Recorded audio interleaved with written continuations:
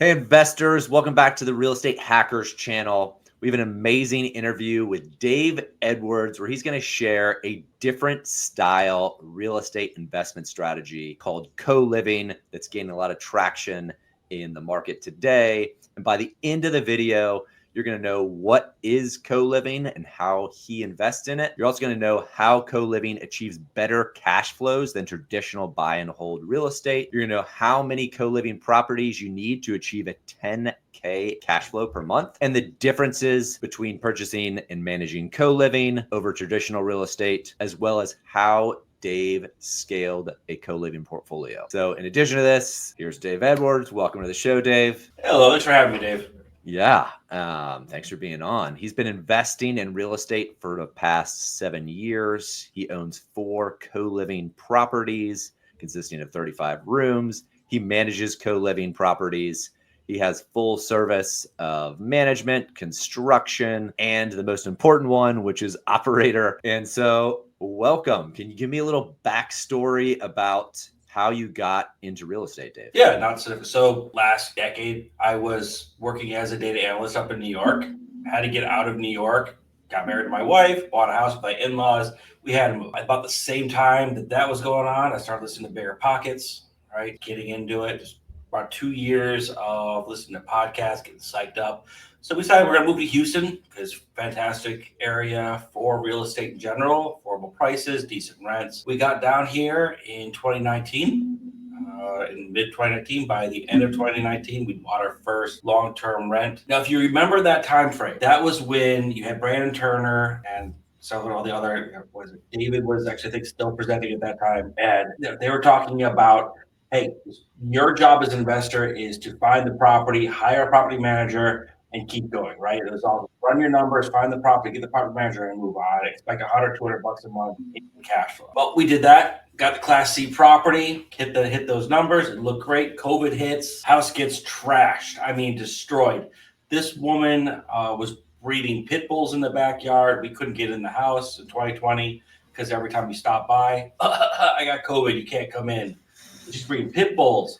She turned the house into a strip club. By the time we finally got into that house a year later, when she abandoned the property, there's a stripper pole screwed into the floor and the ceiling joist. She had this thing professionally installed.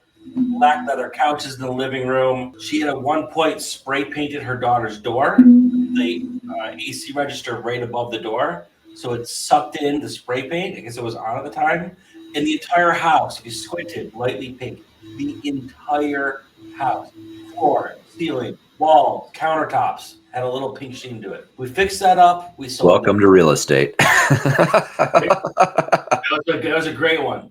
About the time I was selling that property after fixing it up and just getting out of it, I was like, all right, I made a mistake here. I got to do something else. I heard a podcast talking about co-living and the benefits there for co-living. You get to access a property whenever you want. You can walk in as the owner into the public space, the kitchen, the living room if you have a dining room area. You can walk in there whenever. You're hiring generally cleaners, landscapers, pest control, maintenance teams. So you always have eyes on the property within that. So for me, coming out of a single family home that had just been destroyed and I didn't have any access, the idea of the availability and allowance of constant access to a home and a limit on how much damage someone could do. Let's say you have a tenant and they are PO'd with you. What are they going to do? They're going to throw a tantrum like a teenager. They're going to punch a couple holes in the walls in the room. They're not going to be ripping out all the copper in your house. They're not going to be damaging the floors. They're not going to be selling your appliances because you have 7, 8 other people in that house. They're not going to let that happen. And have access with your team there constantly. So it's, for me, it seemed like it has proven to be a more resilient and safer method of running my real estate business than the single family that I started off with. And that single, thanks for sharing that story. I'm sorry you dealt with what you dealt with. It's a great story though. Half the time you do stuff is for a story. It's fantastic. Oh man, I mean, it's rough, and I'm sorry that was your first one. I wish that on no one for their first property. And that single family house, that was in Houston? Correct. Yep. Okay. We moved down here, right away bought one. Yeah, just out of curiosity, upstate New York, New York City. So born in Buffalo, raised in Syracuse, college in Rochester. That's all upstate New York. Had a summer home in Oswego and Lake Ontario. So all upstate. got a degree in marketing, where are you going to go? For me, it was either Chicago or New York. I got into marketing because I saw that Mel Gibson movie, What Women Want, right? And I was like, oh, I want to do that. I want to sit around a table and just come up with ideas. This is great. It's a great job. Yeah. So I got a Bachelor's of Science in Marketing, or a BS squared, BS of BS, and moved to New York. And was there for 15 years, met the wife, had the first kid, and decided, hey, this isn't the place to raise our child. I want to be able to go outside, bike, go in the trees, whatever. So we moved. And then you ended up deciding to move to Houston. I mean, why Houston? Well, sadder story. Guy that sat next to me in the cubicle farm was like, hey, I know you're looking to move. Because we were talking about a big move. We bought a house with my in-laws. We lived in the rehab basement. My in-laws lived upstairs. My wife was spending a lot of time with her parents and not enough time with me, or so. That's my feeling. I was like, let's move. And if we're going to move, let's do a big move, not just down the block. Let's find a state with no taxes. So we looked at Florida. We didn't like it.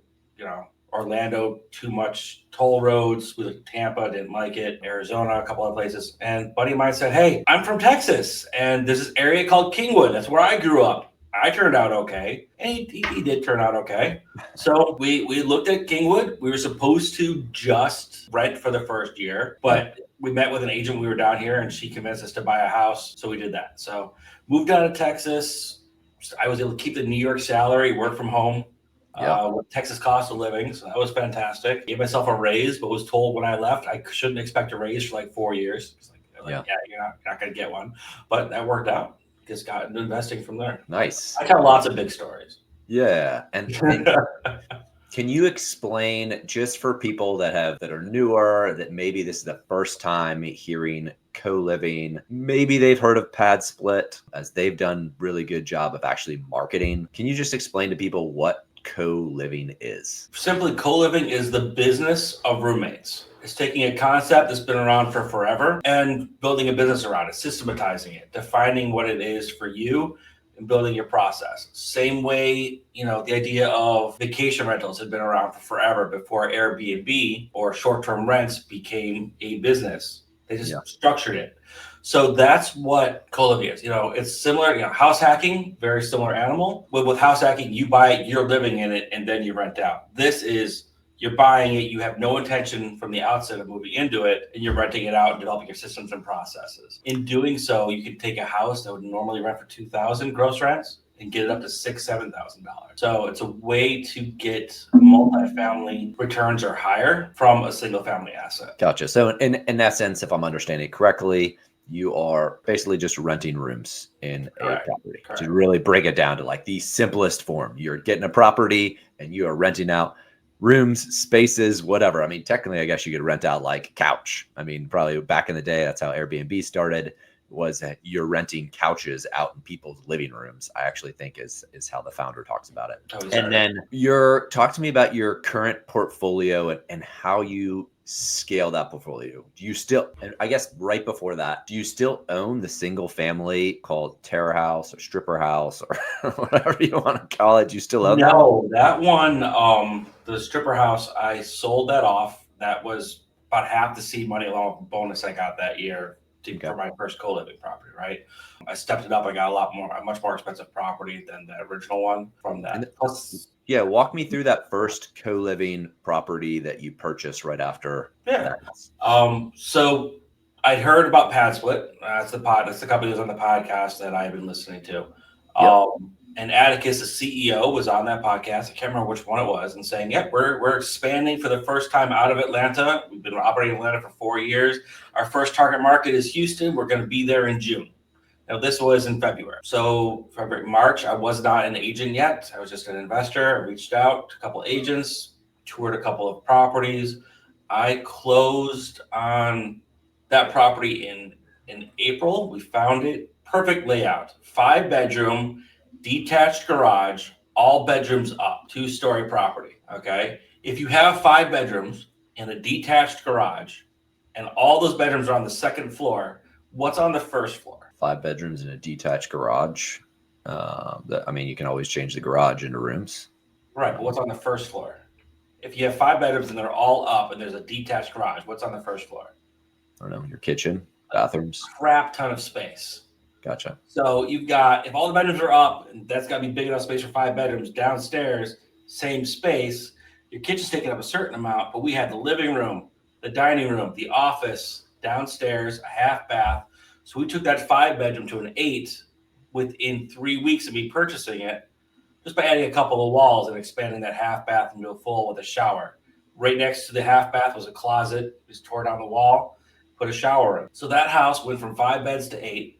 Got that up on Pad Split. That was the first host for Pad Split in the entire Houston market. And that was fully rented out, all 8 bedrooms, a month and a half later. Wow. Bringing in a little over $6,000 a month in gross rents for that. And that was our first hit. Now, a cool thing about it is that when I launched that, a master bedroom, so there was 1 master and then there were 7 other bedrooms sharing 2 baths, right? I walked in this thinking, all right, how do I get these other 7 bedrooms to be making as close as they can to that master bedroom? So while Pad Split, they have minimum requirements. It has to be furnished, all right? But their standard of furnishing is a bed, a mattress protector, some kind of drapery over the window, a piece of art, an end table, and a lamp, and then a place for clothes. You can define a place for clothes as literally almost anything: a closet, a dresser, a plastic 3-shelf thing that costs you $20 over at Walmart, whatever you want to do. But we said, okay, this is great. How do I get more money? So we added desks, office chairs, 32-inch at the time smart TVs in the rooms, and we were able to bump up those rents a bit closer to the master bedroom initial rent. We found that additional amenities and then the operation of that gives you higher rents, and we continue to play with it. That's really what sets us apart and what drives it. We're trying to stand at the top of the amenity war. As more people come in, they're trying different things. We're constantly testing and tweaking. How can we achieve higher rents at minimum cost? Yeah, I love that. It's very similar to short-term rentals and how that boom has happened and how still the A-player operators are rocking it. But the A-player operators are super in tune with interior design. They're super in tune with amenities, i.e. hot tubs, i.e. what you have to have to get more rental days.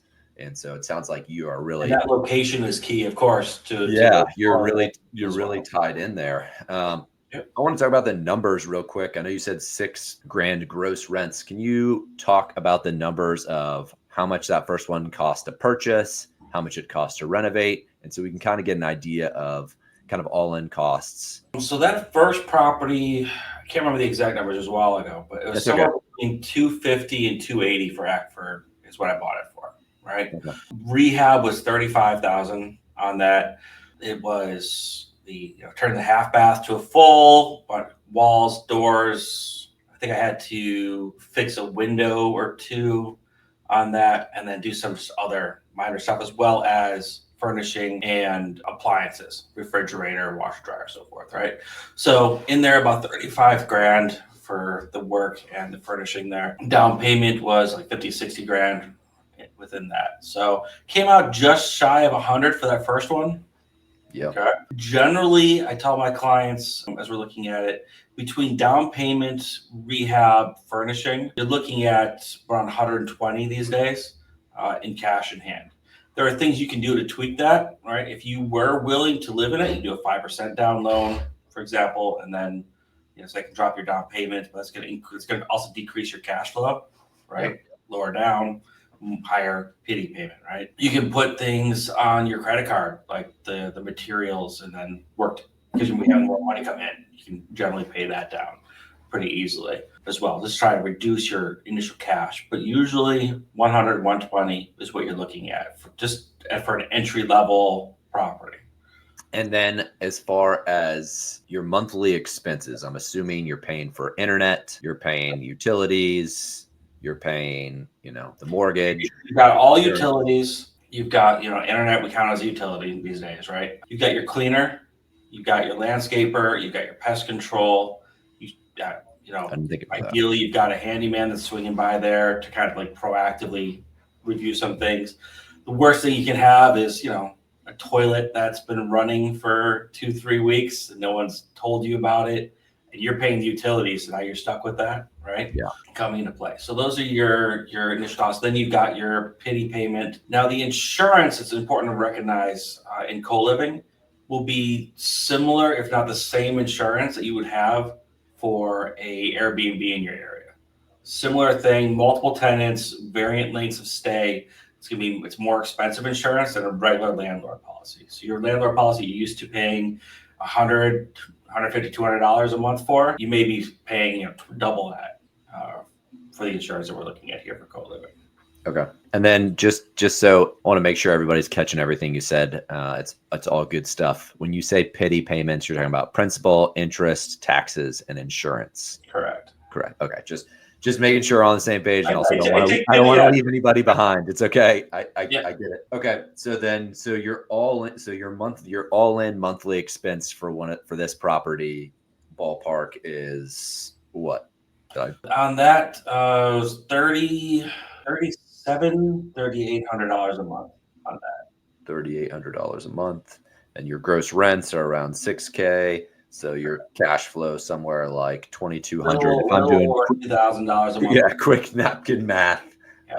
Cool. I didn't think about about $200 estimate. On a regular single family expectation, you're at like 10x. Yeah. Right? So one property providing the performance of 10 regular single family homes in your property. Yeah. And then that's up with 120 basically. This one's not 100. This one's closer to $100,000 in. So $100,000 basically investment gets you $2,200 cash flow a month, which is pretty awesome. And that makes it much easier math. I was going to do a calculator, but it's 22% returns. Fantastic. Actually, it's more than 22% returns because it's 12 months. So you're probably 25% cash. 25% return. So in 4 years, you get your investment back. That is awesome. And for this one, talk to me about the financing. Or did you do the conventional 25% down? And then after that, did you refi after the cash flow? But talk to me about the financing portion. So for this one, I bought with the DSCR loan. Okay. Or conventional DSCR. Would have been, it's an investment property, so it would have been DSCR. I wasn't intending to move into it. So I bought that 20% down loan, never refinanced it. So that initial loan with the mid threes, as the interest rate is still on that property. Yeah, that's nice. So why? Not getting mid threes anymore, Dave. Right? You're not going to get there. But that helps with the cash flow as well. That's why the PITI payment's so low, right? Given everything else. So that property is there. Now, in general, like today, with the properties I'm doing today, there are a couple of ways we do this. If I'm buying a property that has already been rehabbed, it's perfect. Billy rehabbed it. I'm buying a freshly rehabbed property, which is what this first one was. It had just been rehabbed, so I bought it already. Electric was done, plumbing was redone, bathrooms were retiled. If you buy a property that's just been rehabbed, honestly, a single stage closing, 20% down, just get it in your hand and then spend your money on your modifications, your walls, your expansion, whatever. You're generally not going to rehab that. Properties in co-living today, just like when Airbnb was initially launched, right? There are no loan products specific for it. It took quite a while for you to be able to get to a loan product specific to Airbnb where they're looking at the prospective rents for it. They're looking at AirDNA and the data mining there and helping you buy a property based on Airbnb potential, right? Mm-hmm. So you get a loan product on that. They don't have those loan products yet. Now, will they get there? I expect so. I think it's going to follow the same trend that we saw with Airbnb when this strategy continues to expand. Lenders will be developed. I know a couple of guys, Brandon Turner, he's into co-living now, and he was expressing interest in trying to figure out, lending for this strategy. So we may be seeing loan products come on board faster than they did for Airbnb, which took like a decade or so before you start seeing that. So in general here, you're going to buy this one. You're going to, with a 20% down DSCR, maybe you got a better deal, and then go with it. Now, if you buy a fixer-upper, we recommend a two-stage approach, where you buy that hard money, you fix it up, you redo the kitchen, you maybe add a bath, 2 baths, what you're looking to do.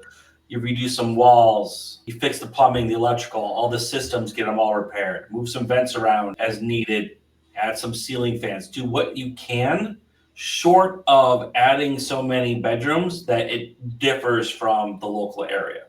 Because what you're going to do is you're going to fix it up, get it so it's real nice, and it's going to appraise very highly comparably to the neighborhood. You do that, do your refinance, maybe you got a cash out refi, get that done, and then go back into the house and work on your expansion. Is generally the two-phase approach, right? Because you're not going to, if you build out a 10-bedroom home in an area where there are no 10-bedroom homes, there is no comp, your appraiser may very well say, well, to get back to the 4-bedroom standard, that's 15, 20 grand to knock these walls down and make the repairs. So I'm going to call that a cost to cure, and I'm going to reduce your appraisal value if you go all the way through. Yeah, that makes 100% sense. And you beat me to a bunch of questions there about appraisal values. And so you're saying, and I'm going to just sum it up and you make sure I'm on the right page here.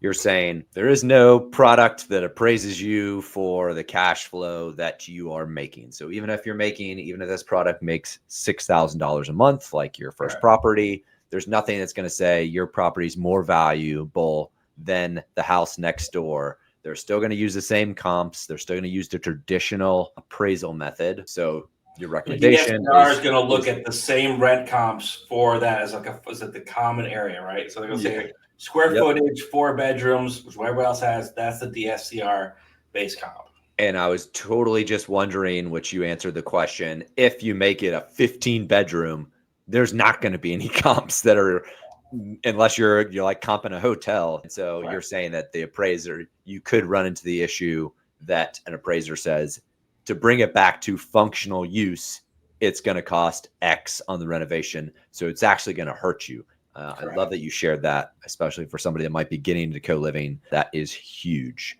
And so the specific type of properties that you look for that work best with co-living, are they the same that you just described? That kind of all bedrooms on the top, that garage on the first level, along with a ton of like living room, family room, or is there a different style ideal property that you're filtering to look for when you look for co-living? So the idea of a 5-bedroom home, all bedrooms up, detached garage, that is perfection. You're not going to see a lot of those. That's not a common build type anywhere, right? We find a lot of 1 or 2-story homes, where you may have that, you walk in the door, to the right's the sitting room, to the left is an office. That's 2 bedrooms as soon as you walk in the door. You may have your living room. So, reviewing the property. Generally today, things built in 2000 will have the master bedroom. If it's a 2-story house, will be on the first floor, right? So you'll end up with that down there, and you may have some more rooms up. 1-story homes, you'll generally have a wing of bedrooms on, say, the right or the left. You'll have your kitchen probably in the back middle area. Your laundry room will be there off the kitchen. You'll have a dining room, living room area, right? So your variant floor plans, your floor plans available are going to differ based on your area. I like to get to at least 8 bedrooms potential in properties, because for a lot of homes, a lot of areas, your first 3 to 4 bedrooms, that's paying your pity payment, your principal, interest, taxes, insurance, right? Your next 2 rooms are paying your utilities. So rooms 1 through 3 are mortgage, insurance, taxes. Rooms 2 and 3, rooms 4 and 5 are paying your utilities. Your 6th and 7th bedroom, that's paying for your cleaner, your landscaper, your pest control, setting aside some money for repairs, your maintenance guy. You start hitting the money at 8, at 9 you accelerate, and at 10 you're golden, right? So really hitting that 8. Now, that's a standard. Now, everyone has their own tricks, tips. What can you do? What are you great at? If you can get a property, a great deal, maybe your first 2 bedrooms, not your first 3, are paying your pity payment, right? If you own an operations company like I do, you can reduce your expenses on that cleaner, landscape, or pest control, right? Coming into play. So that can help you shift your buy box. But in general, you want to be looking at properties where you can get 8 bedrooms. Okay. Now, question comes up, what about living rooms? What about, common area for that, right?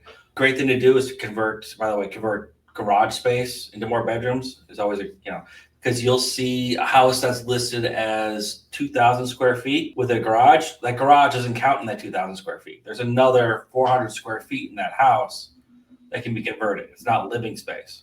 Yeah. People will be asking about common area.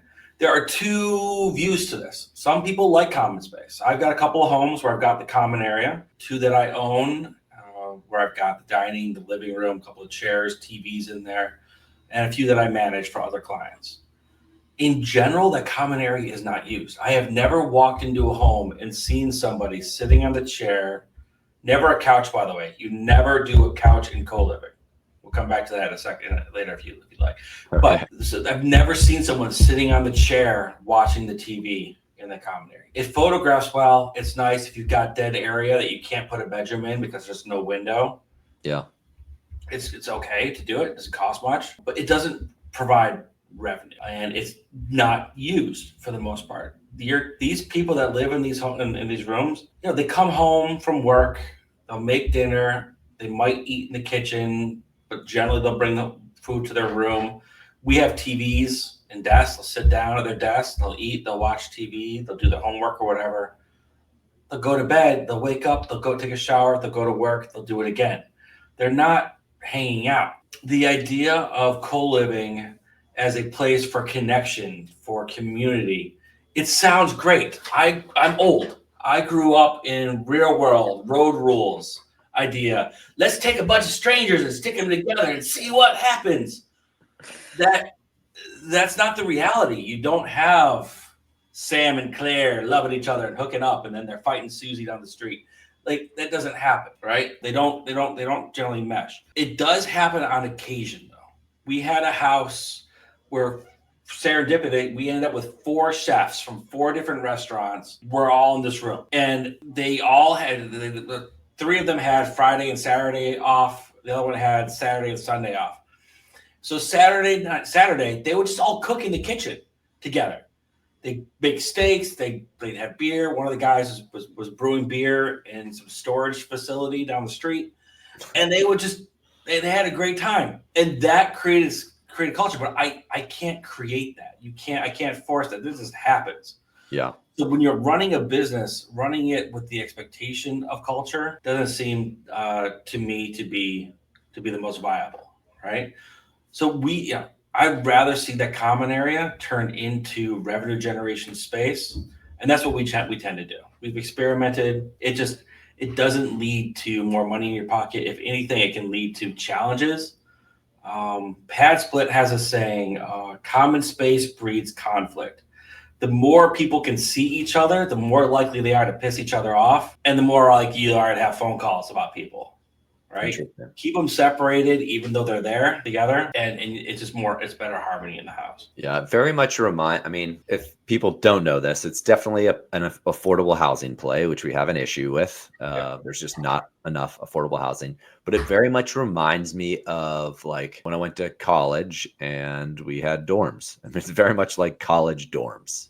But not just for young people, for adults. It's like the new college dorms. Correct. For the most part, very, very much so. Talk to me about the differences between property management of a co-living space and just a long-term rental, because I know you actually have both. So what are the big differences that people need to know there? So with co-living, which is different from a regular rental, you have this whole added layer of, you're not just managing the place and the one tenant, make sure they pay their rent and that they report challenges in the house.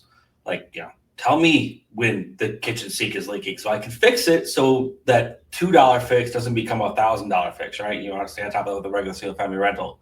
Yeah.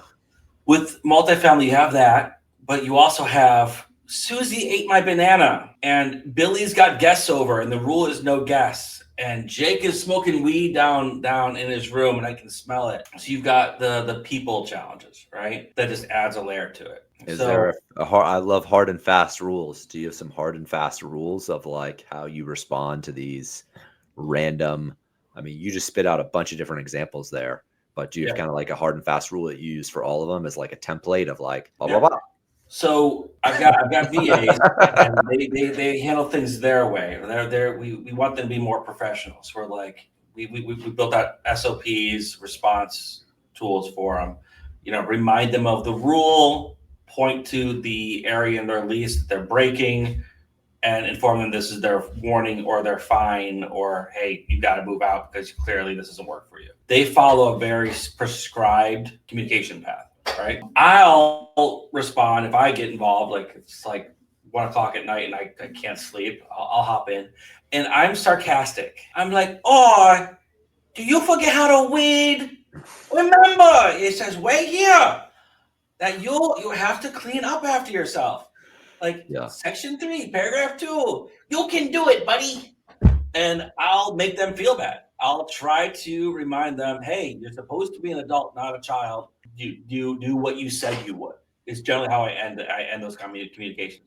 Listen, you said you would do this, do it. You said you would be quiet. Here's where in your agreement you said you would be playing rock and roll music at 1 o'clock in the morning. Do it. You're an adult. Do it. Why is it hard? If you continue acting out this way, we'll have to take next steps. So it's just, restate the issue, warning, fine, get out of the house. Cool. That's your hard and fast. Warning, fine, get out of the house. And then, so worst case scenario is an eviction. And have you like run through an eviction in a co-living space? Is it the exact same as long-term rental, or is it slightly different? So I've been doing this for, 2005, a little over 4 years, okay? Or just under 4 years. 2021 was my first one. And I've had, so at this point now we're at 43 houses under management, including the ones that I own, 310 rooms. We're spinning up another couple of houses and another 100 rooms in the next 2.5, 3 months.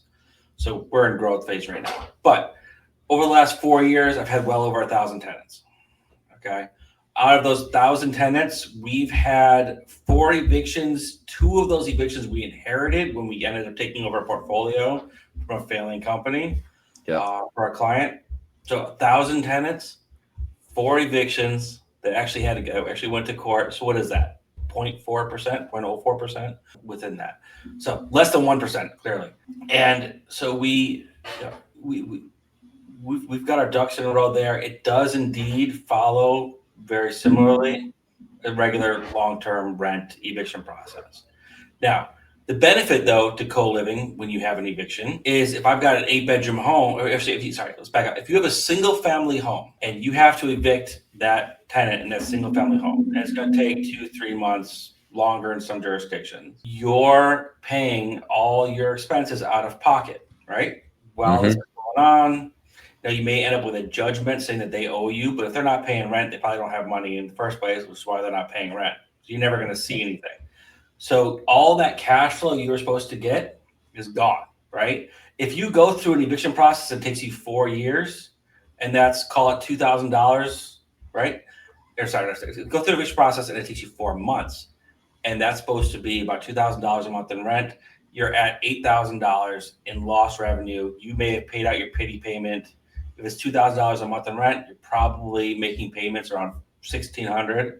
So you're at $64,000 in money out of your pocket that was supposed to have been paid by your tenant. All right, $6,400, not $64,000. That's a big number. Yeah. $6,400, right? We don't do public math, Dave. You're gonna have to learn that. You don't do public math. I'm an analyst. Right, so $6,400. You're out. Forget your profit is supposed to be. You've paid this. How long does it take you to make $6,400 in cash flow, money in your pocket? When that's all done, you get the new tenant in there. How long does it take to get that money back in your pocket? You just lost your cash flow with one eviction that takes 4 months for like 5-6 years. Next 5-6 years, you're living for free. That house is not giving you anything. Yeah. Right now you can say, well, you got reserves and so forth, but yeah, where that reserve came from somewhere, right? Co-living. Yeah. If I have an eviction and I have an 8-bedroom home and the other 7 bedrooms are still paying their rent, even though that the 8th one is going through an eviction, I'm not paying out of my pocket. I'm likely still making money. Maybe I'm not pocketing $1,000 a month in my pocket. Maybe I'm only pocketing $600, $800, but I'm pocketing $600 to $800. I'm not out $6,400 that will take me years to recoup, right? Yeah. So co-living with an eviction, it doesn't happen as often as you'd think. We've done cash for keys on occasion. Same big story. I mean, I've run the numbers. It's worth it to pay up to $1,000 to $1,500 to get someone out. cash for keys versus go through the annoyance of maybe them pissing off some other tenants. Other tenants decide that they don't want to be there and they move out. Yeah. It's better just to get rid of them. Now, we've never paid that much, but mathematically we could. We've paid like $200 and I've driven someone and their stuff to a hotel room and dropped them off. We won't release this to your tenants. Right. I'll tell them. Don't tell them that much. But the math is there. Okay. Yeah. But so in essence, you're just saying that your belief, in your opinion, that co-living safer, at the very least, on the eviction, on the eviction front, and evictions are painful if it's single family, definitely. Correct. Much more painful. So I mean, a lot of times I bring all that up because a lot of times when I've talked to people about co-living, their objection to it is, oh, that seems like it would be a mess. It seems like it would be dangerous, or it seems like a real thing. I'm like, no, it's more resilient. It's better for your business to be slicing that by space. Yeah. Versus having that one tenant. No, I love that. And thanks for the stats there. That's awesome. Licensing for co-living spaces. Is there any licensing differences? Are they licensed as a, room rental in Houston, or is it just the same as a long-term rental as far as licensing? And I know this is jurisdiction to jurisdiction. For anybody that's watching, you're going to have to look at your own laws, but talk to me specifically about Houston. I am not a lawyer. I do not study law. I do not have a white wig on my head. I have nothing on my head. All right. Houston is fantastic. Houston doesn't have zoning. Yeah. I don't know if you know that about Houston, but you can have a strip club next to a church, across the street from a millionaire's house, whose home is right next to a garbage dump, across the street from a buy and fly. Like, you can have everything. I don't know if I would actually classify that as fantastic, but I understand what you're saying. Okay. That doesn't sound like a place that I want to put my house. Around the corner. It could be anything. It could be, we're down a residential street. What's over here? You turn the corner and there's like a 40 unit apartment in the middle of a bunch of houses. It sounds like a nightmare. It sounds like to me. It's like, hey, I'm opening my strip club next to your house. What? You're doing what? There's no zoning here. Don't worry about it. Like, it is the American mantra of like freedom. So I get it. I do. It's you're playing on that like zero zoning is pretty cool because you can do some pretty much. You can do a lot. You can build a duplex. You don't have to worry about if it's duplex zoned or not. You can build a duplex. Now there are rules around what you can build. Like, you gotta be 5 feet away. There are things that really have an actual material impact on what you can actually do. Yeah. But there is nothing that's there. They don't have rules that say this is only for a duplex area, for example. So when you're looking in this area for co-living, you don't look so much at what the city says. You look at like if there's an HOA, because an HOA will have the occupancy restrictions, the use restrictions for it. So that dictates things more. Gotcha. Now, Houston does have boarding house as a definition of something you get licensed for. Co-living, they've been talking about having some sort of licensing for it, but to date, it's very much a gray area. Again, the same way that Airbnb was at their launch, very gray, right? Even in some jurisdictions, still things are gray. They're still developing the rules around. So generally, you want to look and make sure you don't have occupancy rule restrictions in your area that can really hit you.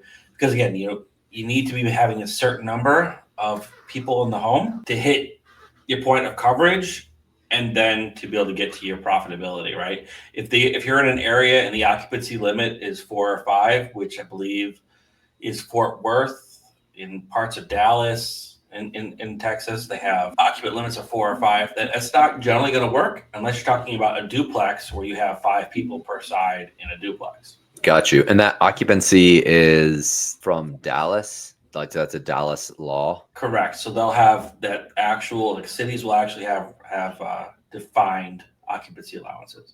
The state of Texas overall says no more than 3 people per bedroom in the home. So if you have a regular 4-bedroom home, you're allowed to have 12 people and residing in that house. That's just a blanket rule, but then jurisdictions can have narrowed down overriding elements. Right. Some states, Colorado, I believe, surprisingly, Arkansas most recently, have straight up said co-living is acceptable everywhere. You're not allowed to pass a rule that would restrict it. So They're Yeah. American states, and it's going to continue to expanding the same way acceptability of Airbnb expanded. No, I love that. I mean, it's one of the there could go either direction. It could go either direction, right? I mean, politicians can say, "Hey, co-living's the worst thing in the world for everybody," or they could say, "Hey, this is the only way we achieve affordable housing," and rally behind it. So the conclusion or the thing there is that you just really got to be dialed into your jurisdiction. Some might Correct. be completely against it. Stay away from those jurisdictions. Some might Yeah. be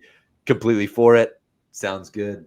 Hop into those jurisdictions. I want to keep talking about like challenges of co-living Yep.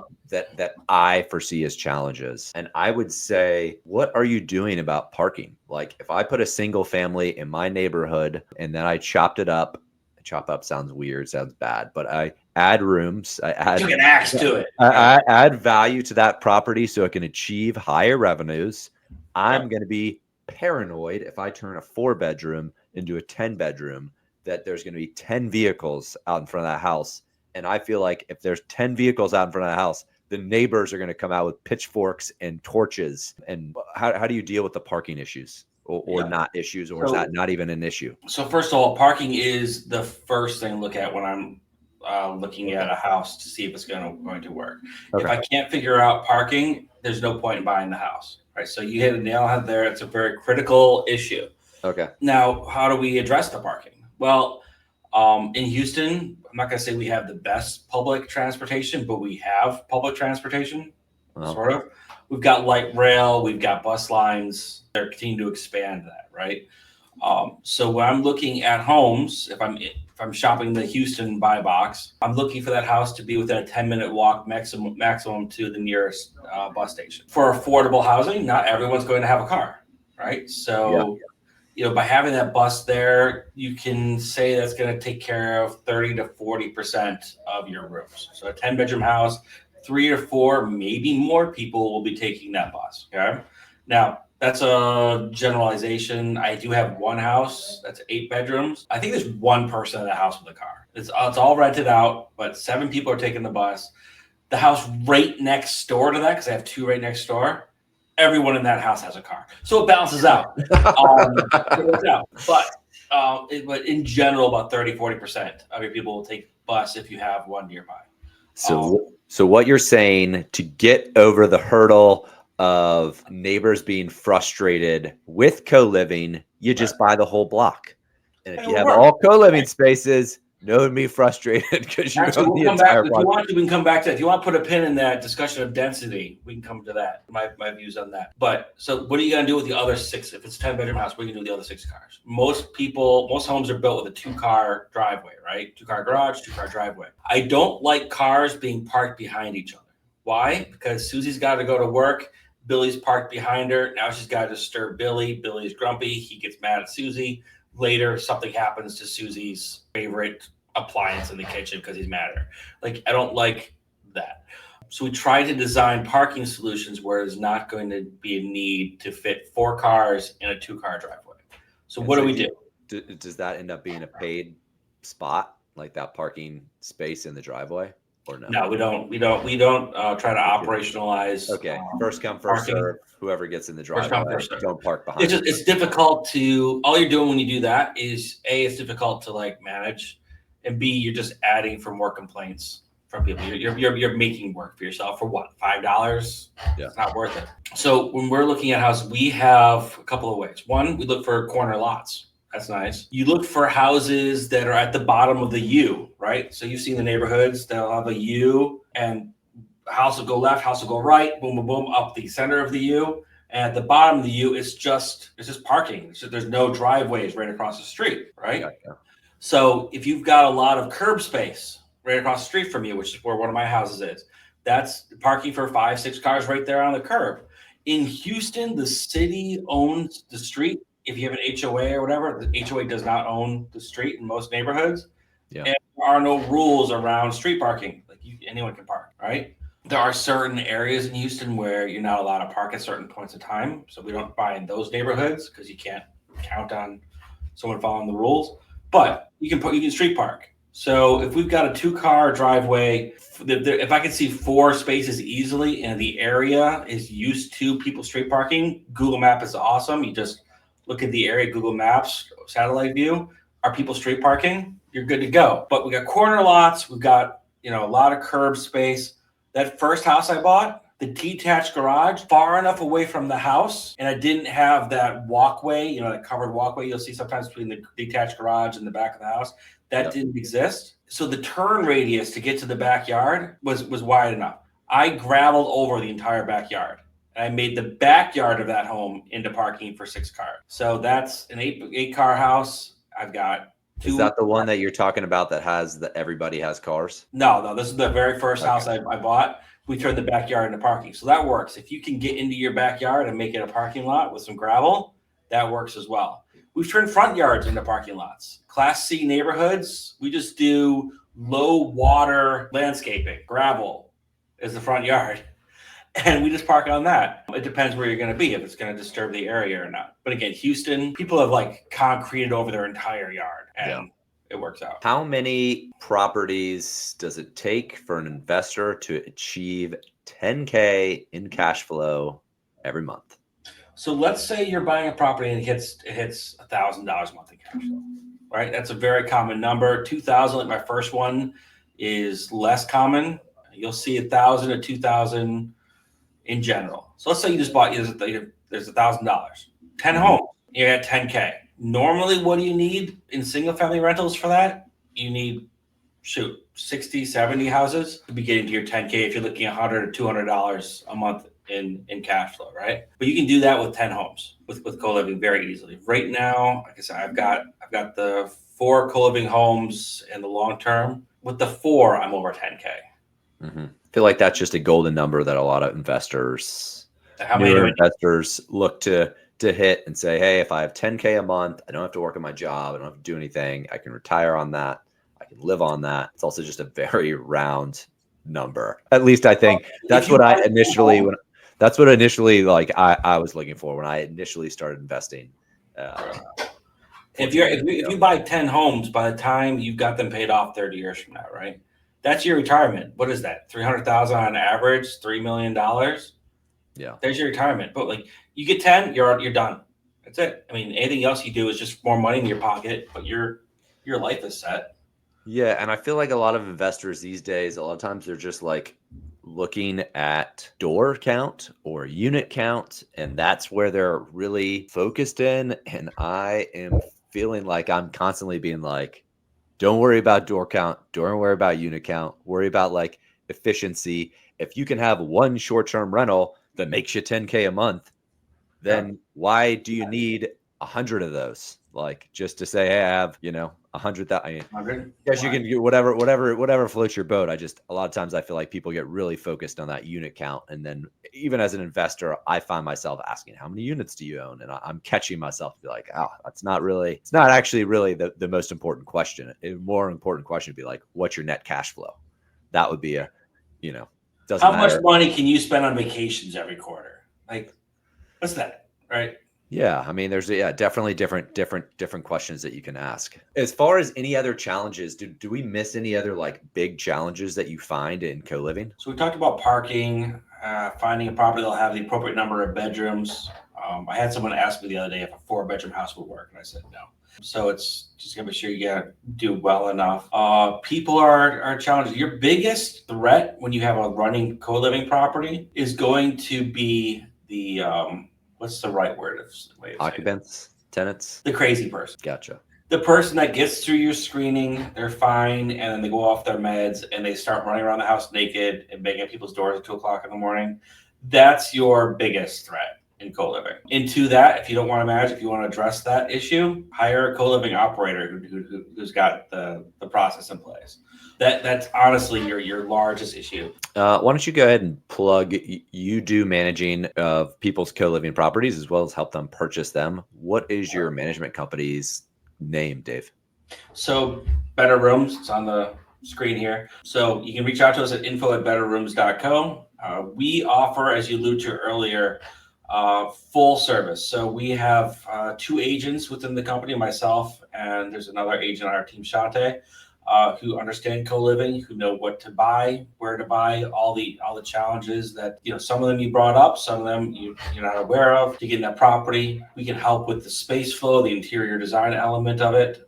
Another partner of ours owns a construction company that we use. You generally don't want to get Joe Schmo off the street construction company, because he'll put that bedroom door in the wrong spot. He'll use the hollow core door in an area where you need a solid core because of sound. You want to make sure, for example, that you're not turning that dining room. The only way to get to that dining room is to go through the kitchen into a bedroom, because you don't want Billy walking out in his drawers to go to the bathroom, walking through the kitchen. It's just not a good experience for him or anybody else. So you want to make sure your space flowing it right and you're building it properly. What walls should be insulated for sound and so forth, right? So we handle space flow, construction, furnishings. We know what furniture to buy. A lot of times I'll take over a house for management and they put in IKEA beds.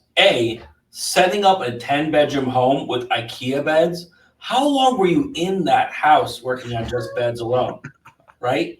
And do you hate your son, whose name is Alan now? Do you just look at him and just want to punch him in the face?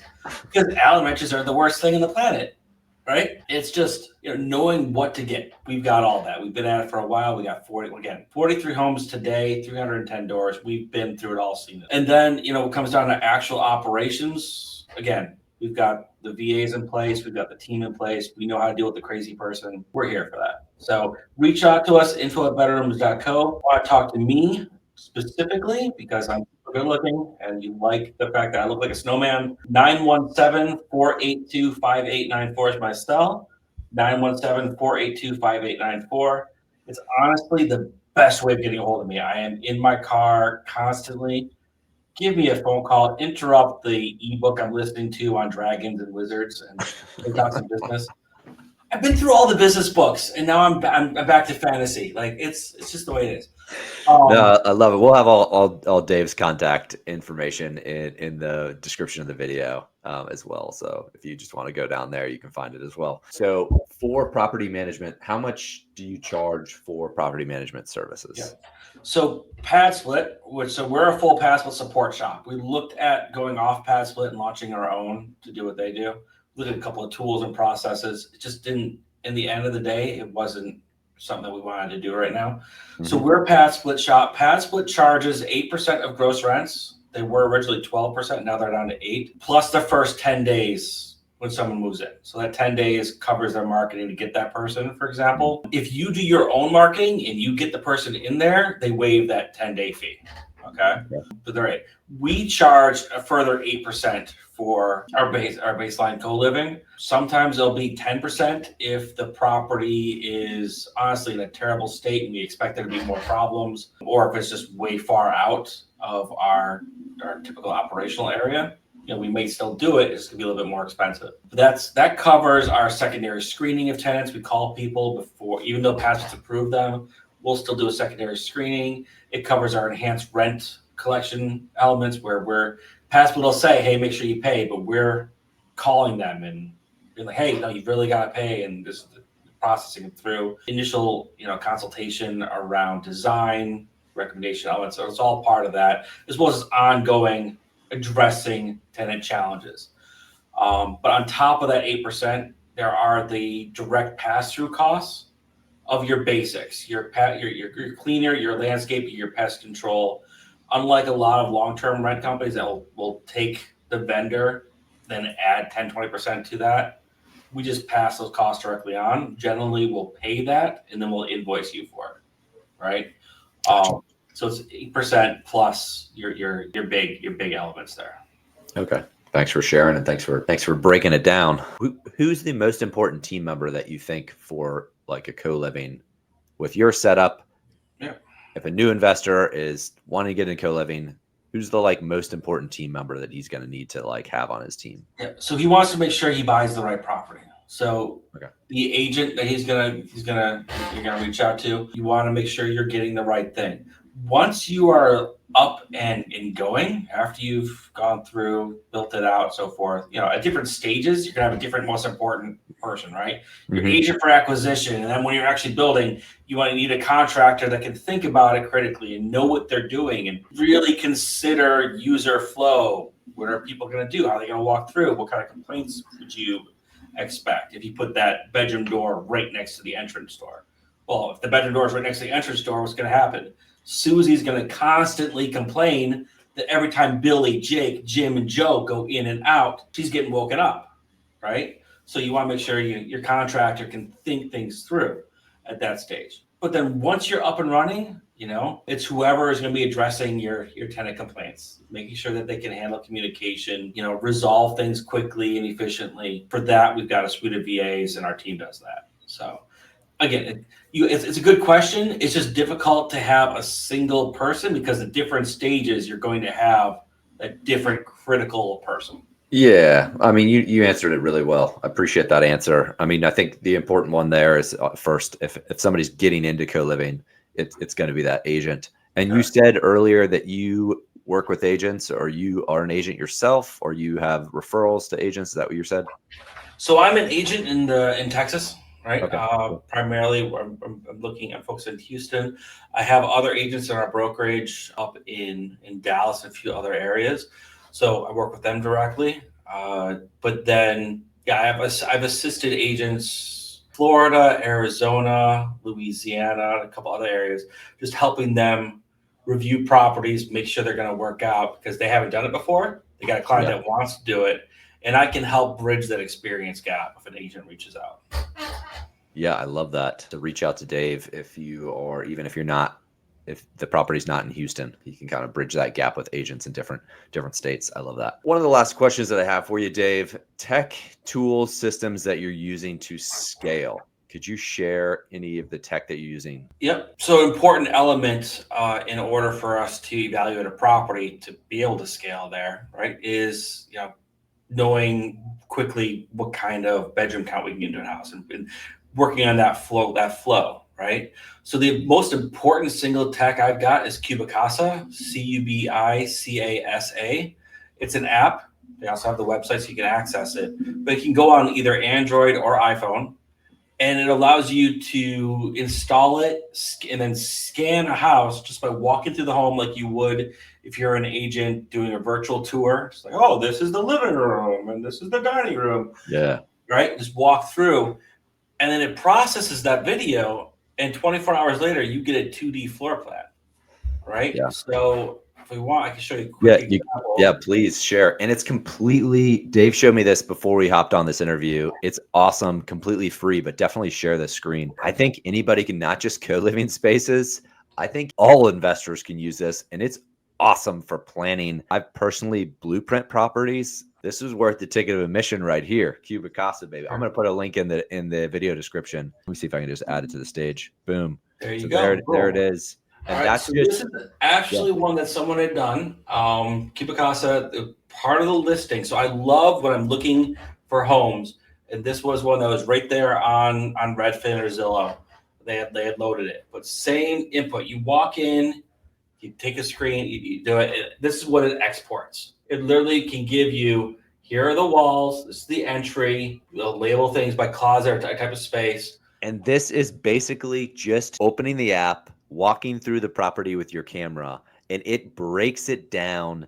It does the floor plan for you. And David mentioned to me earlier that it's only off by a couple of inches, which if you're going to try to measure the property with like a laser measure, which is what I would do, or I've done in the past and still do. Sounds like I'm not doing it anymore, but it's only off by a couple inches. So you're going to be able to do all your planning. And Dave showed me pictures of some of his planning where he draws the walls and the doors out.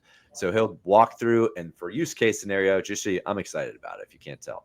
For use case scenarios, you walk through the property, you get this, and then you can basically just draw everything up for your contractor to say, hey, I want the hallway here. I want the room divided here. And then you also make sure that you're meeting the qualifications. I'm sure a lot of jurisdictions for BAM right there.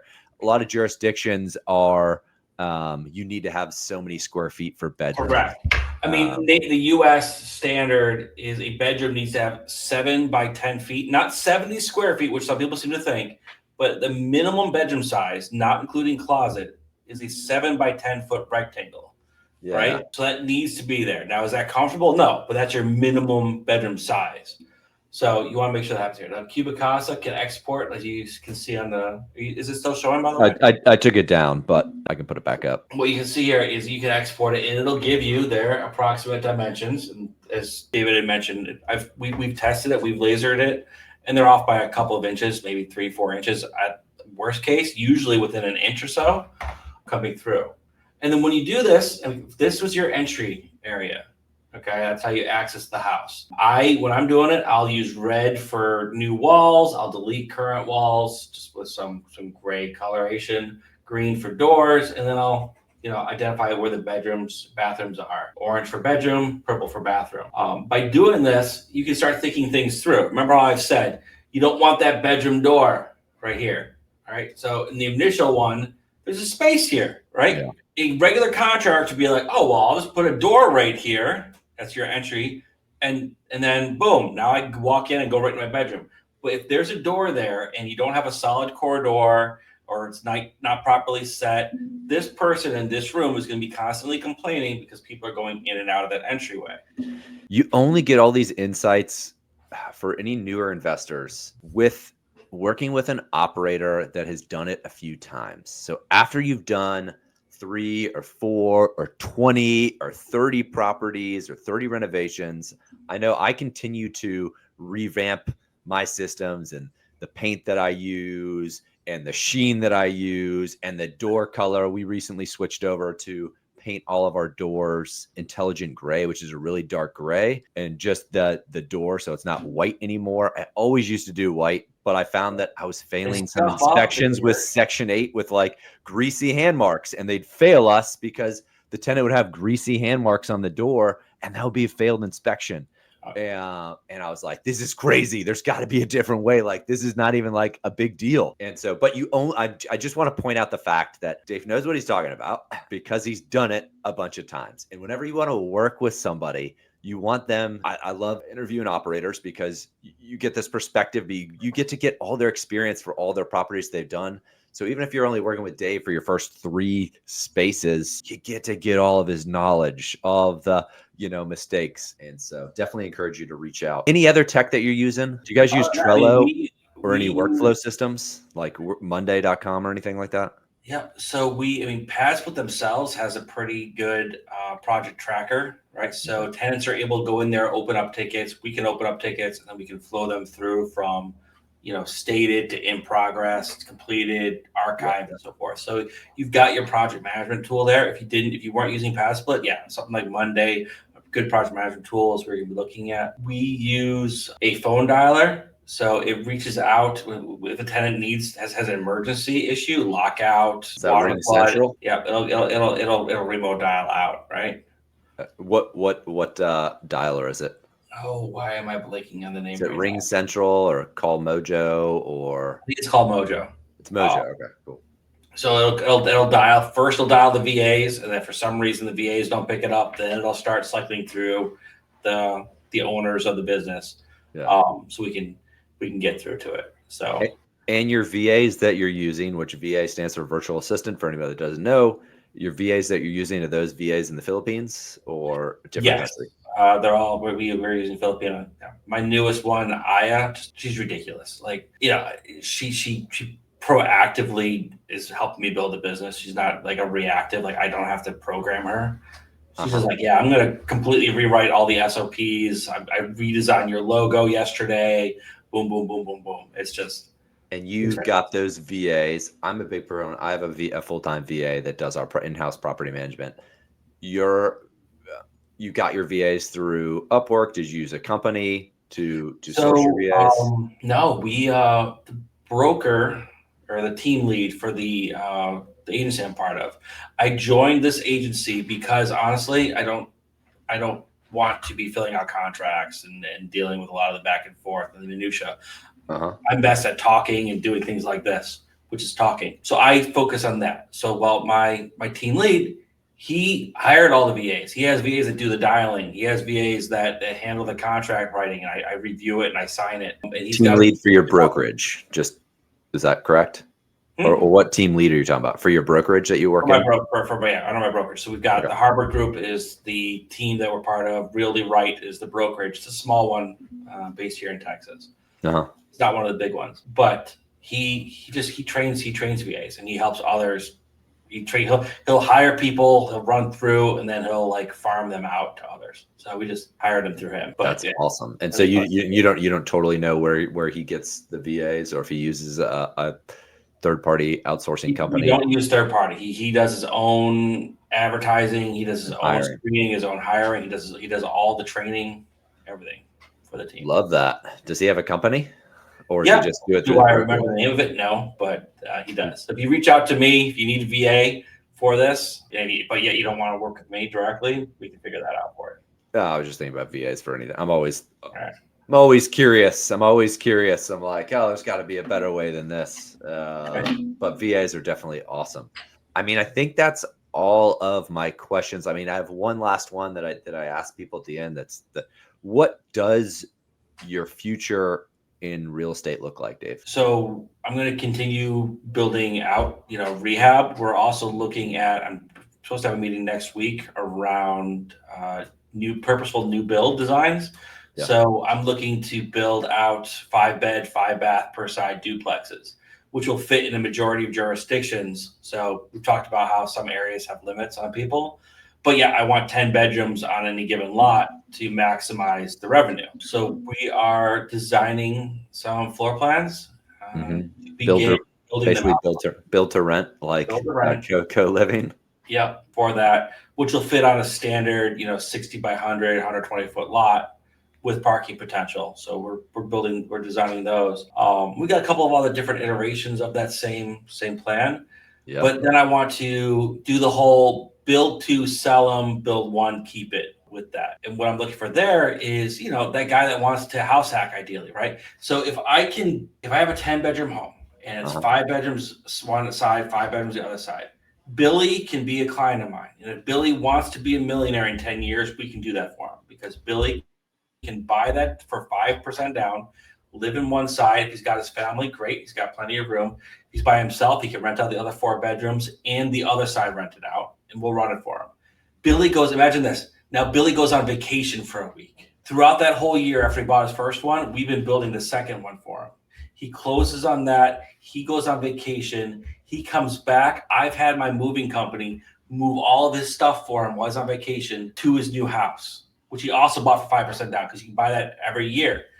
Now he goes from renting out 5 to 9 rooms to 10 plus maybe another 5 or 9 rooms. So now he's up to maybe 19 rooms he's renting in year 2. Then he does that for 10 years straight.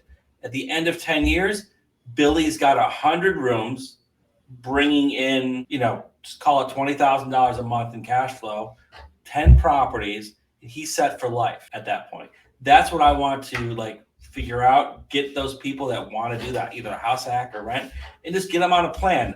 Yep. You don't have to talk about it.